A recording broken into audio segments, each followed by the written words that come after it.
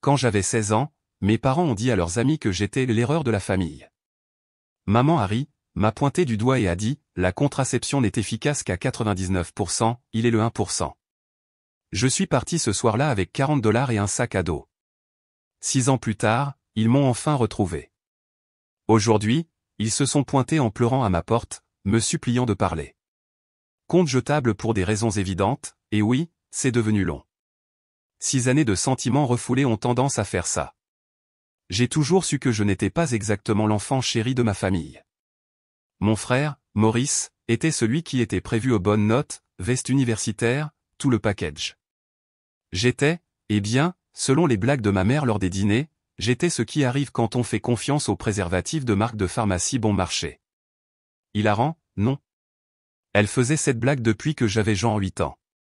J'ai grandi en pensant qu'il était normal que votre mère vous utilise comme chute de blague, mais on s'adapte. J'ai développé cette capacité à sourire à travers les pics, comme une sorte de callosité émotionnelle. Quand les adultes me demandaient ce que je voulais faire quand je serais grand, je répondais, une déduction fiscale, parce que c'est ainsi que mon père parlait de moi quand il avait 3 bières dans le nez. Les gens pensaient que j'étais un enfant spirituel, non, je ne faisais que répéter ce qui se disait à la maison. La nuit où tout a changé, c'était le dîner d'anniversaire de ma mère. Pas le vrai dîner de famille, c'était juste nous 4 dans un restaurant de milieu de gamme où papa se plaignait des prix tout en commandant son 4e scotch. Le vrai événement avait lieu 2 jours plus tard, lorsque ma mère a invité ses collègues. Ce n'était pas n'importe quels amis, c'était le gratin du country club que ma mère essayait désespérément d'intégrer depuis des années. Notre maison n'était pas luxueuse, mais maman s'est complètement transformée en psychopathe Pinterest pour ce dîner de nouveaux sets de table, des bougies, la belle vaisselle qui prenait la poussière d'habitude. On a dit à papa de porter sa seule chemise boutonnée correcte et de, s'il te plaît, pour l'amour de Dieu, ne pas dépasser 5 verres. Maurice a eu droit au discours du « sois impressionnant, je n'ai rien eu », pas même un « s'il te plaît, ne me mets pas dans l'embarras ». Cela aurait dû être mon premier indice. La soirée a commencé avec moi jouant le rôle de serveur, parce que Michael, sois utile pour une fois. Je faisais circuler les amuse-gueules pendant que maman racontait des histoires sur les perspectives de bourse de baseball de Maurice. Papa a réussi à se tenir à carreau pendant la première heure, sirotant ses verres tout en hochant la tête aux moments opportuns. J'étais invisible, ce qui était le meilleur scénario dans ces situations. Puis quelqu'un a posé une question sur la planification familiale ou quelque chose comme ça. Une dame avec une de ses coupes de cheveux « Je veux parler au responsable » m'a dit quelque chose sur le coût des enfants de nos jours. C'est là que c'est arrivé. Ma mère, avec 4 verres de vin blanc dans le corps, a eu ce regard que je connaissais trop bien, ce regard du « j'ai une vraie bombe ». Elle m'a pointé du doigt directement alors que je ramassais les verres vides. La contraception n'est efficace qu'à 99%, elle a marqué une pause pour faire de l'effet, il est le 1%. Tout le monde a ri, même mon père, qui se contentait d'exister dans ces situations, a laissé échapper un rire gras comme si c'était la chose la plus drôle qu'il ait jamais entendue. Je suis resté là, tenant des verres sales, pendant que tout le monde riait du fait que je n'étais jamais censé exister. Maurice ne riait pas, il fixait son assiette comme s'il voulait disparaître. Au moins, quelqu'un dans cette pièce avait la décence d'avoir honte. Mais le pire ? Ma mère n'avait pas fini. Nous avions déjà notre enfant parfait, a-t-elle ajouté, en faisant un geste vers Maurice. Michael ici est ce que nous appelons l'erreur de la famille. Encore plus de rire. Quelqu'un, je crois que c'était le patron de mon père, a même dit « Aïe, ça va laisser des traces », comme si nous étions dans une sitcom de merde. Je n'ai pas jeté les verres. Je n'ai pas crié. Je les ai juste posés délicatement sur la table et je suis monté dans ma chambre. Personne ne l'a remarqué, la conversation était déjà passée aux vacances de quelqu'un à Canquin. Je me suis assis sur mon lit, et quelque chose à l'intérieur de moi s'est simplement éteint, comme quand on éteint un ordinateur qui fait tourner trop de programmes. L'écran émotionnel est devenu bleu, puis noir. Je savais que je partais cette nuit-là. J'ai attrapé mon sac à dos d'école et j'ai vidé les manuels. Qui a besoin de trigonométrie quand on est sur le point d'être sans abri, non? J'ai emballé l'essentiel, quelques t-shirts, des jeans, des sous-vêtements, une brosse à dents, les $40 d'argent d'anniversaire de ma grand-mère que j'avais mis de côté pour un nouveau jeu, mon chargeur de téléphone, les barcliffs d'urgence que je gardais pour quand papa oubliait d'aller faire les courses. Maurice est monté pendant que je faisais mes valises. Nous n'avons pas dit grand-chose. Il savait, il avait vu ça venir avant moi, probablement. Il m'a donné 120 $ de ses propres économies et son ancien téléphone qui fonctionnait encore mais qui n'était pas connecté au forfait familial, a dit qu'il y chargerait 20 $ de minutes prépayées le lendemain. Ils ne remarqueront même pas ton absence avant demain après-midi, a-t-il dit, pas accusateur, juste factuel, comme s'il me donnait la météo pour mon voyage. J'ai failli craquer à ce moment-là, j'ai failli tout défaire et me glisser dans mon lit pour me réveiller pour une autre journée à être la chute de blague de la famille. Mais ensuite, j'ai entendu plus de rire en bas et la voix de ma mère qui montait, disant quelque chose à propos des problèmes d'attitude des adolescents. Non. J'en avais fini. J'ai attendu jusqu'à minuit, quand la maison était calme. Maman et papa s'étaient tous les deux évanouis après leurs bouteilles respectives de vin et de whisky. Maurice a laissé sa lampe de bureau allumée, notre ancien signal depuis que nous étions enfants et que l'un de nous se faufilait dans la cuisine pour grignoter. Tout est clair. Je n'ai pas laissé de mots. Qu'est-ce que j'allais dire? Merci de m'avoir fait me sentir comme une excroissance cancéreuse sur votre famille parfaite pendant 16 ans. La nuit était froide, ambiance fin octobre. Je n'avais nulle part où aller, mais c'était toujours mieux que de rester. J'ai marché jusqu'à ce que j'atteigne le McDonald's ouvert 24 heures sur 24 et j'ai utilisé leur Wi-Fi pour déterminer les prochaines étapes. J'ai fini par prendre un Greyhound pour la ville d'Aix-en-Grave-Côté, pas trop loin, mais assez loin. La première semaine a été difficile, j'ai dormi à la gare routière de nuit, j'ai trouvé un foyer de jeunes après ça. Ils m'ont laissé rester 2 semaines pendant que j'ai trouvé un boulot de plongeur dans ce restaurant louche qui se fichait que je sois mineur, payé en espèces, ce qui était tout ce qui comptait. Maurice est resté en contact par le biais de ce compte de messagerie jetable que nous avions créé. Il a dit que maman a pleuré pour les caméras quand elle a signalé ma disparition, puis s'est plainte que je sois toujours dramatique quand la police est partie. Papa s'est saoulé et a dit que je reviendrais quand j'aurais assez faim. Je n'allais pas revenir. Pas quand la faim tordait mon estomac en nœuds, pas quand je dormais dans un refuge entouré de gens qui criaient dans leur sommeil, pas quand décembre est arrivé et que je n'avais toujours pas de manteau convenable. 2 mois plus tard, j'ai rencontré Ronnie. Il m'a surpris en train de dormir dans la salle de pause du restaurant alors que j'étais censé faire la plonge. Au lieu de me virer, il m'a demandé pourquoi je n'étais pas à l'école. J'ai fini par tout lui raconter en mangeant des frites froides après la fermeture. Il s'est avéré que Ronnie avait sa propre histoire des erreurs de la famille ou des détails différents, le même goût de merde. Il m'a trouvé un boulot pour l'aider sur des chantiers de rénovation, au noir au début, puis légalement une fois que j'ai obtenu mon jet d'à 17 ans. Il m'a même laissé squatter sur son canapé jusqu'à ce que je puisse me payer le studio le plus déprimant du monde. Ces 2 premières années ont été un flou de journées de 12 heures, de ramen instantané et de nuits passées à m'endormir en regardant des tutoriels YouTube sur les impôts et les codes de crédit en Wi-Fi gratuit. Pas de vie sociale, parce que qui en avait le temps? Juste travailler, économiser, survivre.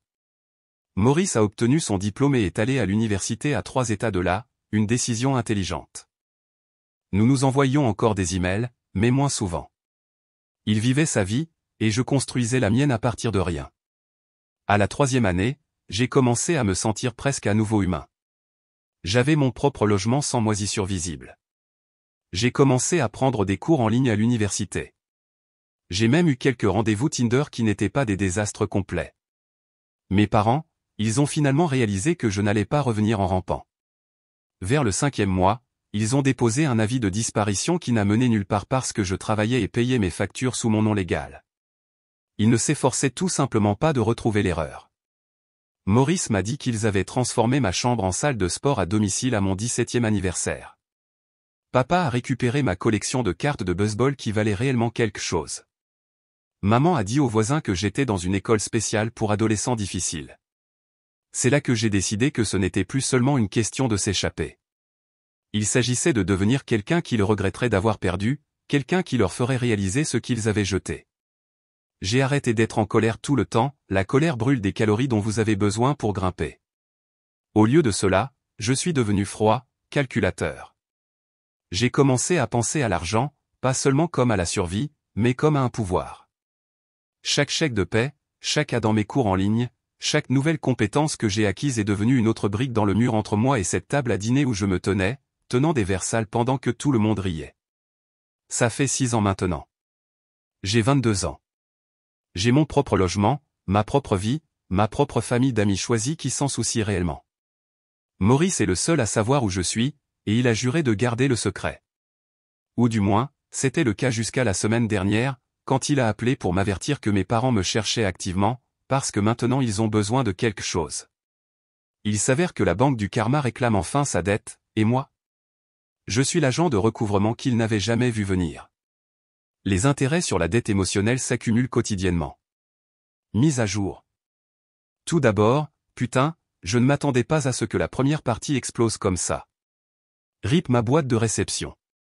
Merci pour tous les prix et la validation que je ne suis pas le fou dans cette histoire. Pour ceux qui demandent si c'est réel, malheureusement, oui. Certains détails ont changé pour des raisons évidentes, mais l'histoire principale est ma vie. J'aimerais que ce ne soit pas le cas. Bon, reprenons là où je m'étais arrêté. Les 2 premières années après mon départ ont été essentiellement un mode de survie, à faire des doubles quarts de travail, à manger des ramen bon marché et à dormir sur un matelas que j'ai trouvé près de la benne à ordures. Ne jugez pas, je l'ai désinfecté à fond avec du Lysol.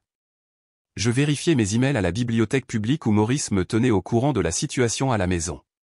Apparemment, maman et papa ont passé environ 3 semaines à me chercher, et par chercher, je veux dire que maman a publié quelques mises à jour Facebook dramatiques avec ma photo d'école, obtenant sa dose quotidienne de réactions de sympathie. Papa a appelé exactement 2 de mes amis de l'école. C'était l'étendue de leur recherche de leur enfant disparu. Au 4e mois, Maurice m'a envoyé une capture d'écran du post Facebook de maman annonçant qu'ils avaient transformé ma chambre en sa salle de sport de rêve à domicile, avec un faux peloton et ses poids décoratifs que personne n'utilise réellement. Légende, faire de la limonade avec les citrons de la vie. #béni #maman sportive. Ce post a suscité plus d'engagement que n'importe quel post sur ma disparition. Laissez cela s'imprégner. À la 3e année, j'avais économisé suffisamment pour des cours à l'université. Pas le genre de cours en présentiel chic, les cours en ligne bon marché que vous suivez après avoir travaillé toute la journée. J'avais mal au dos à force de me pencher sur un ordinateur portable sur le comptoir de ma cuisine, alias une porte sur 2 caisses de lait, mais cette douleur était différente, une douleur productive. J'ai étudié le commerce et la finance, non pas parce que j'avais une passion pour les feuilles de calcul, mais parce que j'apprenais que l'argent n'est que des mathématiques, et que les mathématiques se fichent que vous ayez été désiré ou non. C'est là que j'ai rencontré Zoé dans un groupe d'études en ligne. Elle m'a envoyé un message en privé après que j'ai corrigé sa formule Excel pendant un projet de groupe. Nous avons commencé à discuter en vidéo des devoirs, puis de tout le reste.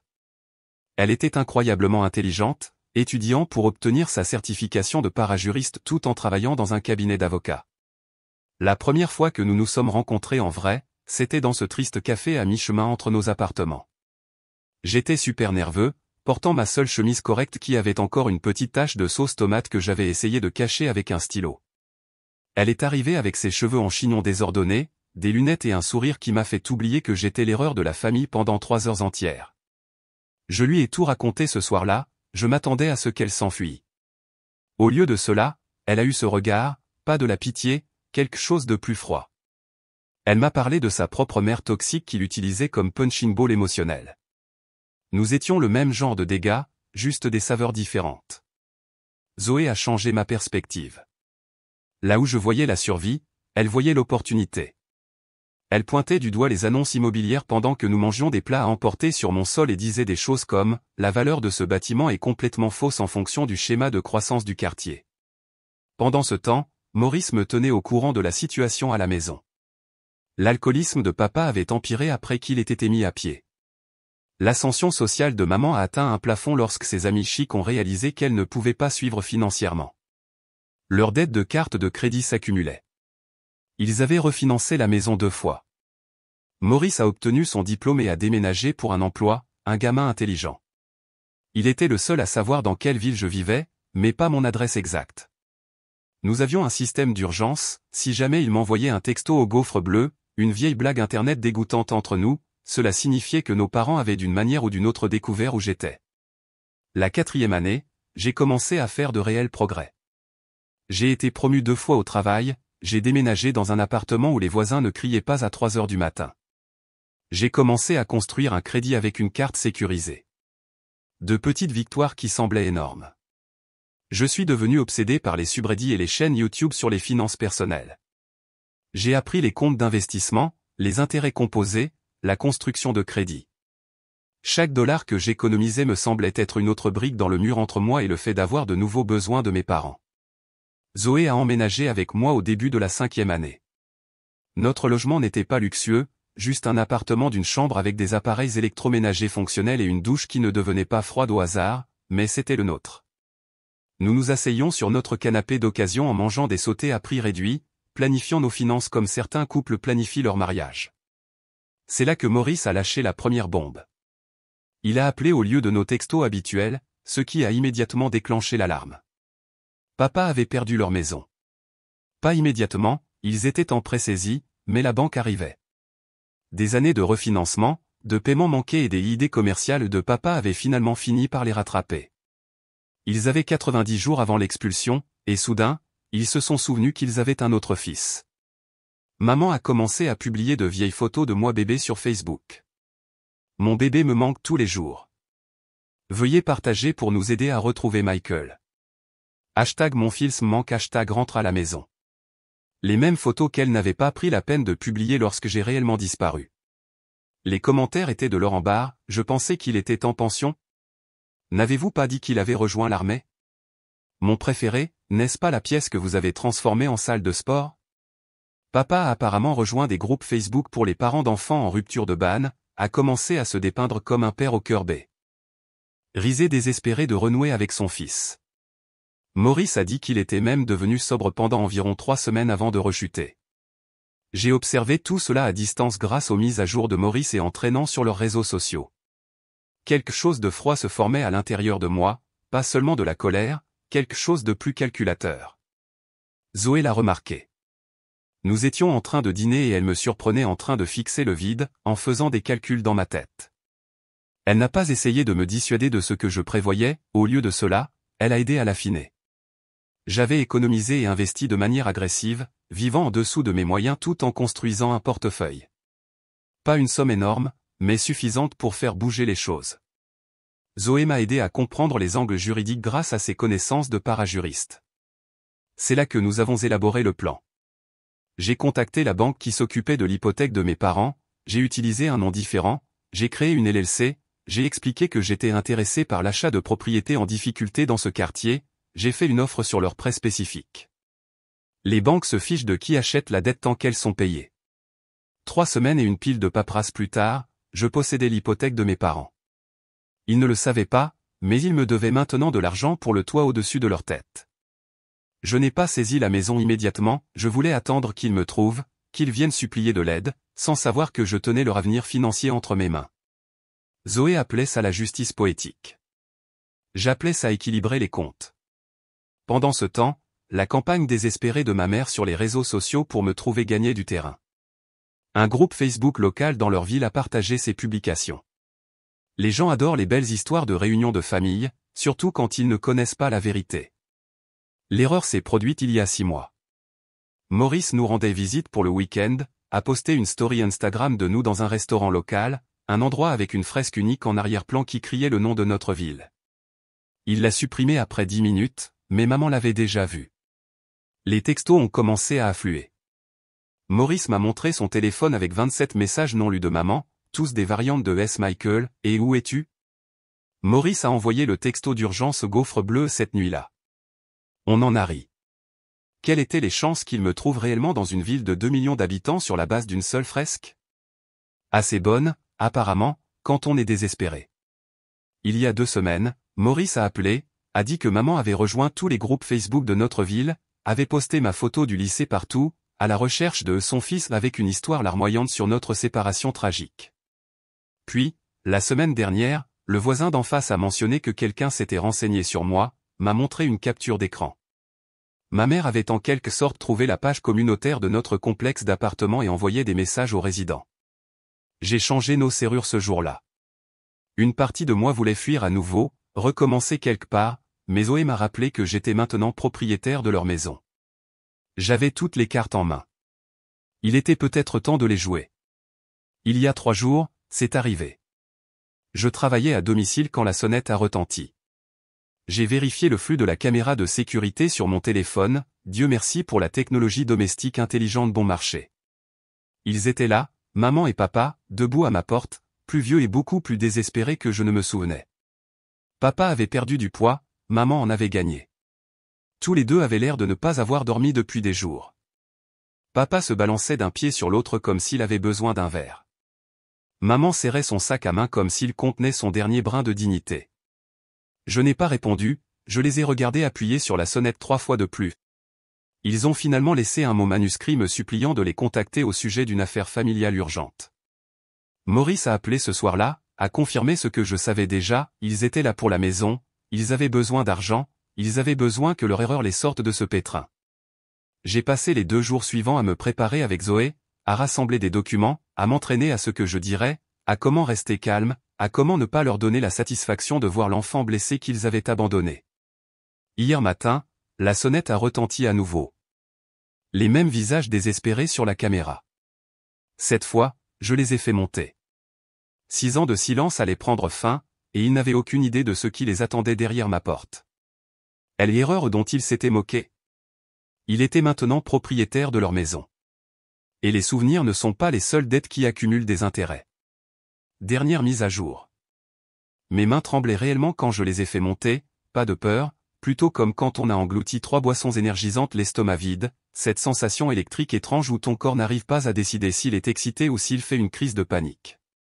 J'avais planifié ce moment pendant des années dans ma tête, répété ce que je dirais, pratiquer mes expressions faciales dans le miroir de la salle de bain comme une sorte de psychopathe.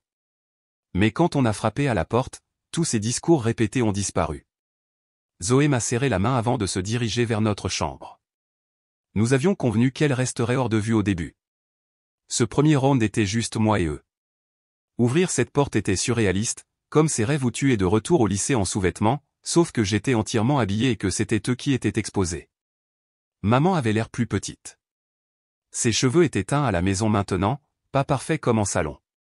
Le sac à main de créateur avait disparu, remplacé par quelque chose d'un magasin discount. Papa avait vieilli de 15 ans en 6. Le gonflement dû à l'alcool avait disparu, mais tout le reste aussi. Son visage avait l'air effondré vers l'intérieur, la peau pendant là où il y avait le gonflement avant.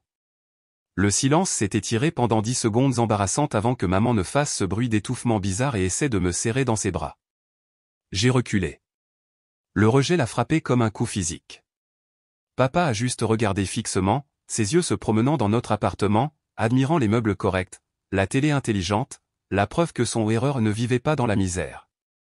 Maman s'est mise à pleurer immédiatement, ce qui était exactement ce à quoi je m'attendais. La manipulation émotionnelle a toujours été sa langue maternelle. Papa a tenté quelque chose qui ressemblait à de la dignité, en demandant s'il pouvait entrer pour parler. Je les ai laissés passer, mais je n'ai pas offert de boisson ou de siège, je les ai laissés se tenir maladroitement dans mon salon comme des vendeurs à domicile importuns. Maman n'arrêtait pas de dire qu'elle n'arrivait pas à croire qu'elle m'avait retrouvé, qu'elle n'avait jamais cessé de chercher, combien de nuits elle avait pleuré en se demandant si j'étais en sécurité. Papa hochait la tête comme une décoration de tableau de bord. Aucun des deux n'a mentionné la salle de sport à domicile qui était ma chambre. C'est drôle comme ces détails s'effacent quand on a besoin de quelque chose. J'ai finalement demandé pourquoi ils étaient là, pas de quoi ils voulaient parler, pourquoi ils étaient là chez moi après 6 ans. La façade s'est fissurée instantanément. Les faux pleurs de maman se sont arrêtés en plein sanglot. Les épaules de papa se sont affaissées encore plus. Ils ont échangé ce regard que je me souvenais de mon enfance, celui qu'ils partageaient quand la carte de crédit était refusée à l'épicerie. C'est alors que la vérité a éclaté. Ils allaient perdre la maison, la banque allait saisir. Ils avaient tout essayé, les modifications de prêt, le refinancement, même un GoFundMe qui a récolté 87 $ auprès de parents qui en avaient marre de leur drame financier. Ils avaient besoin d'un endroit pour rester, ils avaient besoin d'argent, ils avaient besoin de leur erreur.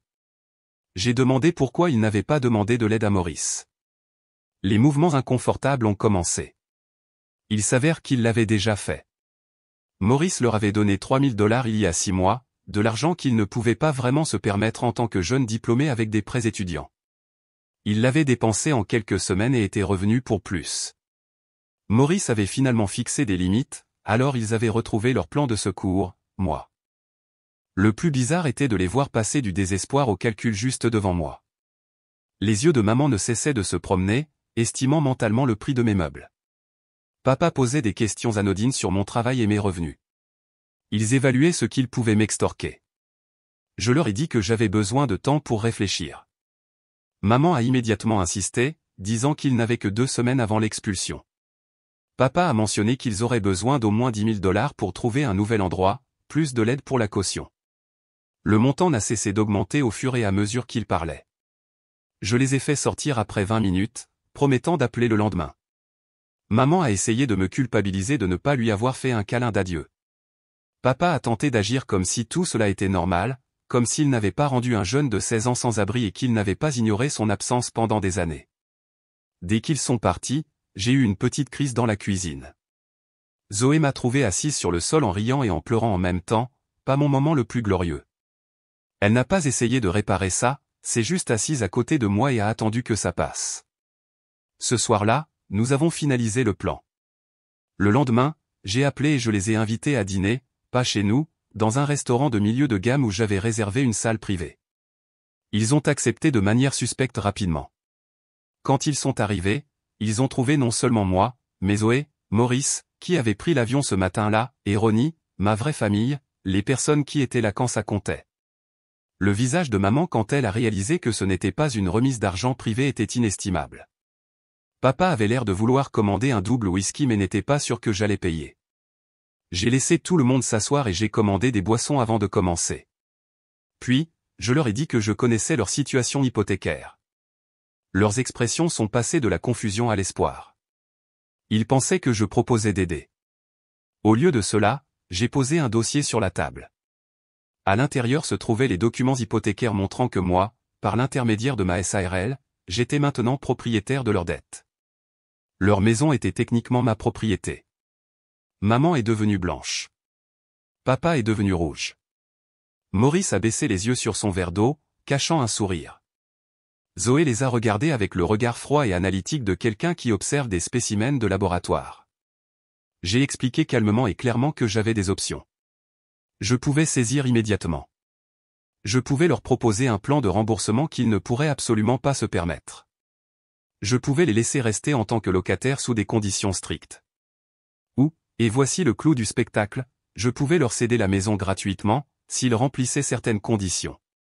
Première condition, ils reconnaîtraient publiquement la façon dont ils m'avaient traité, pas seulement en tant que famille, à leurs amis, voisins, tout le monde. Les mêmes personnes qui s'étaient moquées de la blague du 1% devaient entendre ce qui s'était passé après. Deuxième, ils assisteraient à une thérapie familiale avec moi et Maurice, pas pour réparer notre relation, mais pour qu'ils puissent entendre, avec un témoin professionnel, exactement comment leur comportement avait affecté leurs enfants. Troisième, ils signeraient un accord juridiquement contraignant stipulant qu'ils ne me demanderaient plus jamais d'aide financière. Maman s'est mise à pleurer pour de vrai cette fois, pas de public pour qui jouer, juste un véritable choc. Papa a regardé les documents comme s'ils étaient écrits en sumérien ancien. Maurice a finalement pris la parole, leur disant qu'ils devraient être reconnaissants que ce que j'offrais était plus que juste compte tenu de ce qu'ils avaient fait, qu'ils m'avaient vu me construire à partir de rien pendant qu'ils me remplaçaient par du matériel d'exercice. Le dîner a été atroce. Maman oscillait entre colère défensive et sanglots manipulateurs. Papa est resté assis dans un silence stupéfait, sauf à un moment où il a demandé si j'avais fait ça juste pour leur faire du mal. Je lui ai dit, non, je l'ai fait pour équilibrer les comptes. Ils m'ont rejeté quand je n'avais aucune valeur pour eux. Maintenant, ils voulaient me traiter comme un distributeur automatique quand ils avaient besoin de quelque chose. Ce n'est pas comme ça que la famille fonctionne. Ce n'est pas comme ça que quoi que ce soit fonctionne. Ils sont partis sans accepter mes conditions. Je leur ai donné 48 heures pour se décider. Ces 2 jours ont été étranges. Je me suis senti à la fois puissante et vide. Zoé n'arrêtait pas de prendre de mes nouvelles, m'apportant du thé que je ne buvais pas, s'asseyant à côté de moi pendant que je regardais dans le vide. Maurice est resté sur notre canapé, agissant comme un tampon entre moi et les visites parentales inattendues. Le matin de la date limite, ils se sont présentés à nouveau. Ils avaient l'air vaincus. Ils avaient accepté mes conditions, non pas parce qu'ils comprenaient ce qu'ils avaient fait de mal, mais parce qu'ils n'avaient pas le choix. Les papiers ont été signés avec un minimum de drame. J'ai demandé à la collègue de Zoé, une notaire, d'être témoin de tout. Les conséquences ont été compliquées.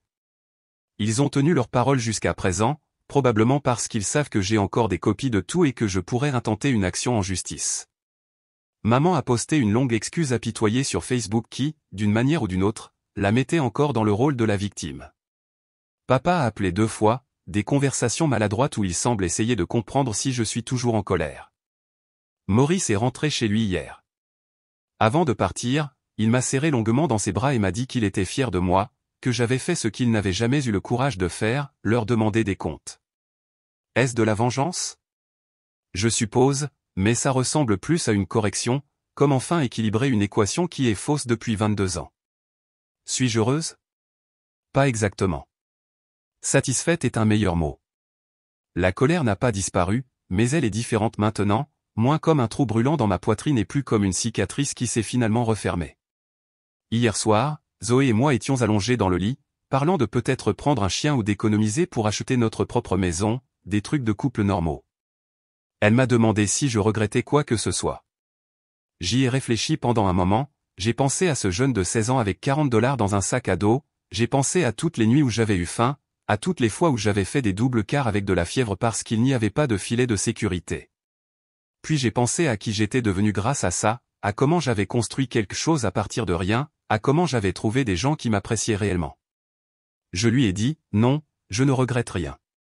Ni le fait de partir, ni le fait de lutter, ni même la vengeance. Certaines erreurs s'avèrent être les meilleures décisions que tu prendras jamais.